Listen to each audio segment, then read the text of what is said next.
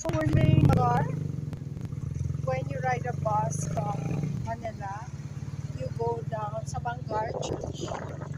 Ito is meron na tayo ngayon sa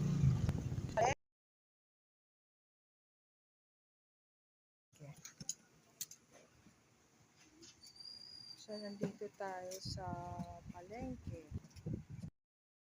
Dito tayo sa palengke, bumibili tayo ng chicken. Ayan, so dito tayo kay Ate Ganda ng chicken.